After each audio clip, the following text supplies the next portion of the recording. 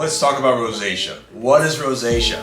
Rosacea is a chronic skin condition affecting the face, the neck, sometimes the chest, mostly the central face though, and is associated with persistent redness of those affected areas, which sometimes can experience episodes of blushing or flushing of those areas, which can turn them redder than their baseline on a whim or by a trigger, and then go back to that baseline level of redness. Now, rosacea can sometimes be associated with acne or pimples, which is called acne rosacea, and in more persistent and chronic cases, rosacea can lead to something called rhinophyma, which is a bulbous nose or a potato nose, which can be very disfiguring. Rosacea also have an ocular variant, meaning it affects the eyes in some cases, ranging from mild irritation of the eye to severe irritation of the eye. It can even lead to decrease in visual acuity.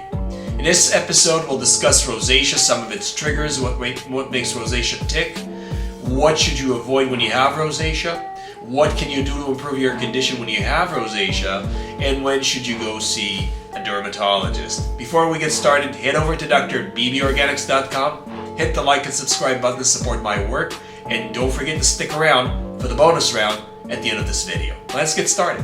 So rosacea, as I said, is a chronic condition. It is not infectious, it is not life-threatening, but it is very, very annoying for those who suffer from rosacea, including those blushing episodes, the persistent redness, and the pimples. Those can be very, very disruptive to one's lifestyle. So it's important to know what to do with rosacea. So rosacea, well, we don't know what causes rosacea. It may be a bunch of things put together, like genetics and some external factors. There are certainly things that can trigger rosacea or make rosacea episodes flare up and appear. Those triggers range from exposure to direct sunlight, extreme temperatures such as extreme heat or extreme cold, hot beverages and hot foods, spicy foods, alcohol, specifically beer and red wine, and then there's emotional upset.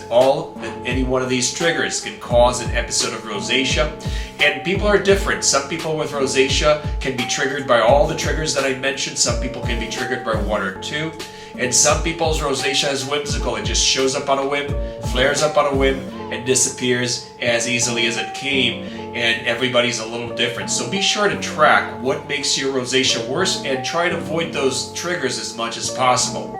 Rosacea by nature is a condition that is characterized by sensitive skin, meaning the skin is reactive. As we mentioned, the triggers can trigger or can provoke a rosacea episode, but rosacea generally is a condition which is characterized by sensitive skin. That means avoiding things that make skin worse or sensitive skin worse is actually very helpful.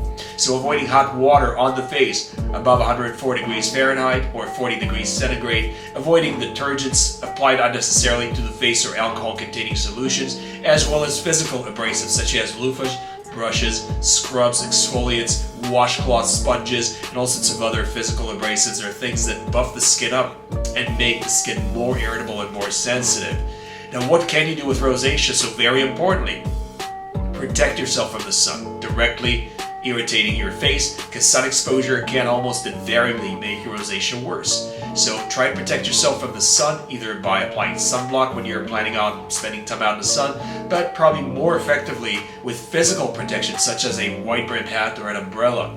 Another thing to consider is moisturizing the face or affected areas with rosacea. Because these areas are characterized by being sensitive, that means that their ability to hold on to ingredients that protect the surface of the skin or produce them for that matter is compromised. And that means that you can actually sweep from above and provide that layer of protection to allow the skin to catch up and reset and go back to normal.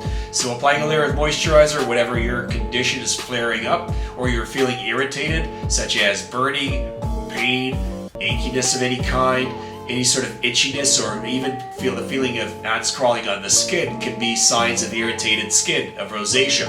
So when those happen, you can apply a layer of moisturizer to the skin. I recommend applying either white petroleum jelly as a drop size amount over the entire face so you don't end up with a shiny residue or staining your clothes or your sheets. Or you can use my Creamy Carnauba moisturizing balm as well. And the moisturizer needs to be applied persistently and consistently, because some of those episodes are just They need to basically run their course, and you need to protect your face or the affected area with moisturizer for as long as it takes until it gets back to normal, and that may require some work on your part.